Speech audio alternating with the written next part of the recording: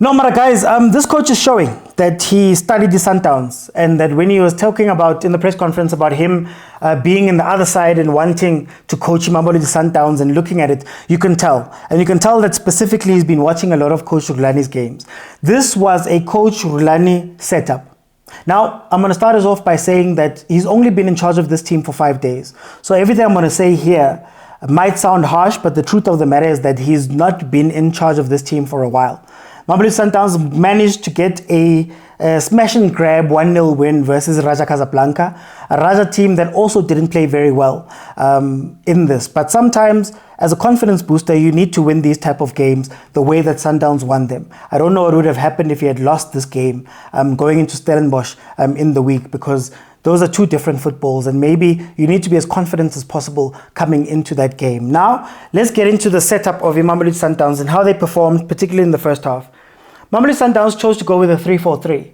The three at the back happened to have a midfielder in the center of two center backs, which is something that Coach Rulani had brought to Mamelodi Sundowns, in that midfielder sort of cheats. They cheats to have an extra midfielder who can get the ball, turn and move. Now, Mokoena is not good at that football. That is not something that he's very good at. He's more of an enforcer. If you ask him to make a simple pass, he can do it. But to carry the ball and to play those more intelligent type of passes is not his game, right? So you could see in the first half, Raja was winning the ball back a lot when Sundowns was trying to play out, and they were winning the ball back a little bit high up. Now, because they were playing a 3, it meant that you had some decisions to make out wide. So usually with Coach Rulani, it would still be a 4-ish, but you know he'd leave 2 in the midfielder, then you'd allow Umudiba to cut inside. This coach, Coach Miguel Cardoso, he's choosing width, and he chose rather to have Lunga on the side and then Mudau on the other side. Now, you could argue that this was a more defensive way to look at the game, because you would have cover. You'd imagine that if something happened to Mudau, Lunga would be there to cover. And Lunga and Mudau did a very good job with going up and down, but they couldn't do it for 90 minutes. That was never going to happen.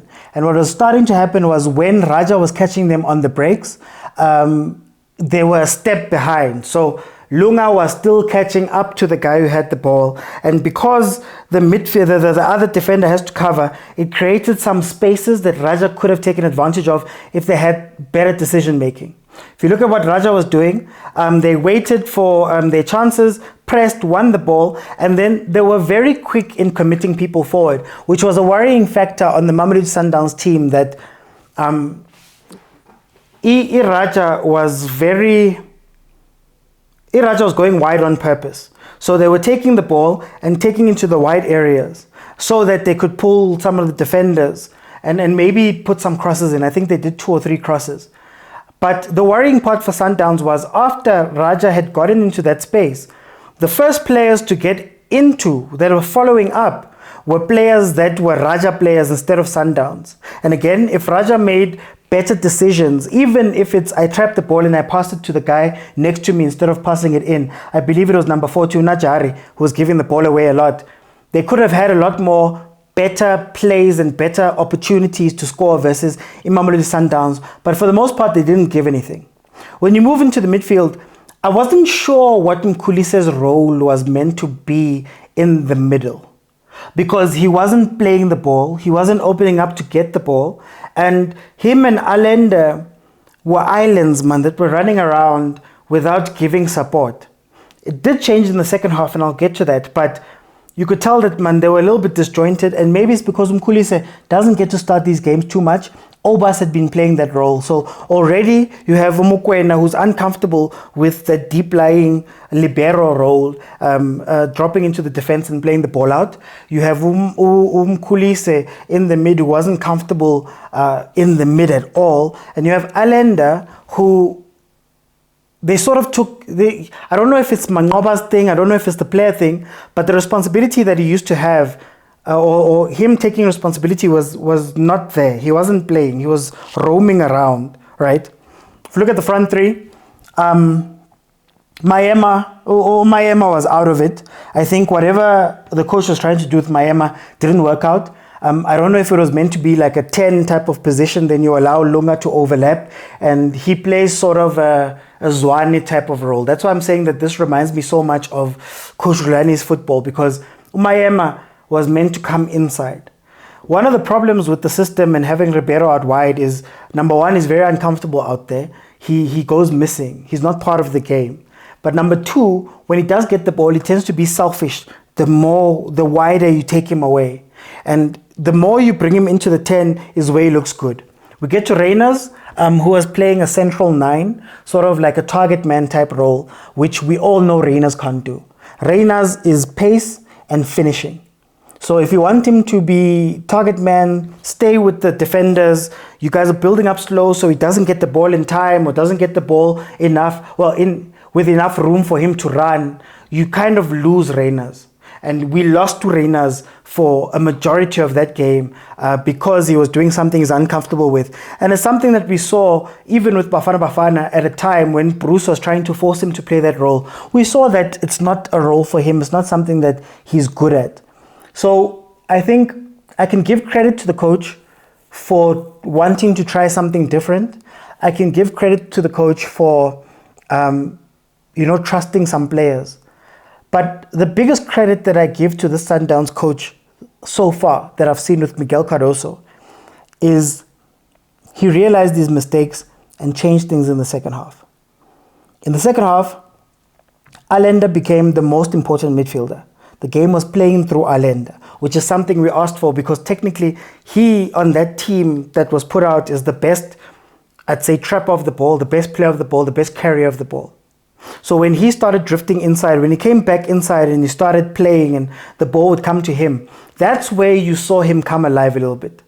You saw Ribeiro get moved inside and his 10 play became a lot better from the inside. Then because Allende was able to collect the ball, even the playing out from the back became a little bit more confident and they weren't getting caught out as much as they were being caught out before, right? Up front, Reyners, when Shalulile came onto the pitch, Reyners got a little bit of freedom to play around Shalulile. Shalulile was keeping the defense busy, which kind of opened up some spaces for Reyners to be effective. Even though it's still not something that he does well, he showed his class with the goal that he scored. Like I said, it's his speed and his finishing that is the most important thing. But the main thing was Williams played the ball out quickly. He had a quick counter where he got the ball, played it out directly, I believe, to Ribeiro. And that showed you that this Mamelodi Sundowns team can be very dangerous on the counter, as Coach Manqoba had been speaking about. Sundowns needs to decide whether they're going to play transition counter-attacking football or they're going to hold the ball. You can't do both. You cannot have a Reyners on the pitch when you're holding the ball. You cannot have a Shalulile on the pitch when you're playing counter football. So I would like to highlight and give the coach props for realizing some of these things and changing some of the system. Now, the problem that Mamelodi Sundowns was going to face is that they don't create chances. Sorry to interrupt the video that I'm sure you're enjoying, but I just wanted to say thank you for all of the support that you guys have shown me and my Overthinking Football platform. I'm a one-man band that's doing all of this, and I really do enjoy the comments about how, Supersport needs to come fetch me and SABC and all of that stuff. And I think it speaks to the quality of the content, but also the amount of effort that I put in. So I just wanted to say thank you. But the truth is that Abo Supersport and all of those guys, yes, we're competing with them, but it's a completely different place. The sponsors are looking for former players, and to be honest with you, running some of these things is getting so difficult and things have changed at home. So financially, it's a whole different world. So I wanted to try something new and come to the overthinkers, the people who watch the content, and say it would be incredible if you guys could contribute monthly towards the platform, towards keeping my lights on, but also making sure that all of the crazy things that I want to do, that I want to take Supersport on with, I can actually do. And just for 20 Rand every month, I think that would be an incredible contribution if you can make it. It may sound like a little, but if we can get a lot of people behind it, then we'll be able to carry on doing what I do. I'll be able to carry on giving you the content and also expanding it, because we don't have shows like this, and us content creators need help from our audiences. So I just came here to ask you if you can. Here is the account number that you guys can use in order to contribute. And I think, yeah, I'd be very grateful if you would. But anyway, let's get back to the video. And don't forget to like, share, and subscribe. They don't create chances. Say what you will about Manqoba Sundowns, they had a lot of box entries, there are a lot of chances that they created. This Sundowns is looking a lot like the Mamelodi Sundowns under Rulani, where it wasn't necessarily their play that was winning them games. It was the individual brilliance of their players when the game had broken down. A lot of the games towards the end of last season, Mamelodi Sundowns had the possession, they had control of the game, but they were winning because towards the last 10 minutes, they become relentless and they start pushing and pushing and pushing, and something would break. A defender would slip, a ball would get through. It wouldn't be because of necessarily a style that they've chosen or a way of play. Guti bola lizalana, then lekwana, then you go score. They didn't have that with the coach Rulani, and I'm seeing a lot of that with coach Cardoso. Well, this team in the first game, again, only 5 days with the team, but we're seeing that they don't have an out-and-out way of scoring. Coach Manqoba, you counter, you play to Ribeiro. Ribeiro either plays it to Matthews or plays it to Reyners. They run inside with the defense facing the back. They outrun them, they score, right? That was how Manqoba was going for it. Even he was taking towards the end. They weren't doing that, but that's what the game was. When we speak about Raja, I think Raja again had a plan. They wanted to attack Mamelodi Sundowns on the sides. They were waiting for the counter. Guys, this is an African team.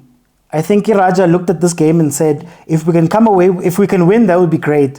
But our goal is to come away with a point here. They didn't give that much to the game, going into halftime with, I believe, only one attempt, and it wasn't even on target, right? They didn't have possession, they didn't play the ball. And you could also see that this Raja team is a little bit poor.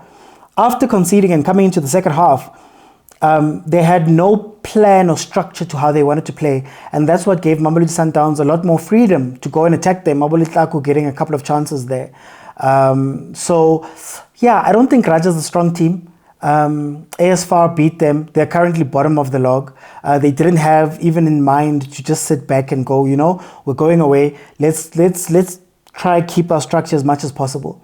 Now, I know there was a lucky goal that was conceded there, or it was a goal that happened to come out of nowhere, come out of nothing. So you can't criticize them too much. But this game didn't really give us too much by way of attack or defense, by way of thrilling moments or attacking play from both teams. But it's 3 points nonetheless. And I think this is what Sundowns needed right now as a team. But more importantly, Miguel Cardoso needed a game like this, where you're still figuring it out, you're still learning your players. And luckily, the quality of Sundowns can pull you through at times. But he's going to have to work on some things, especially going into the Stellenbosch game. That's going to be very interesting because African football and PSL football are two different things. In African football, you can count on the other team at some point in the second half coming out and playing against you. But with PSL teams, a lot of them are going to sit back and play defense for defense's sake, not even to try counter you. So those low blocks are going to be way more vicious than Raja. And maybe he's a little bit lucky that he's going to be facing a Stellenbosch team that doesn't mind attacking on their side, doesn't mind coming forward, doesn't mind putting you under pressure, doesn't mind countering you before sitting back. So that's going to be interesting, especially seeing that defense. They were doing a lot of what Coach Manqoba did and what made them easier to score against, where they were leaving two defenders and nobody else to support.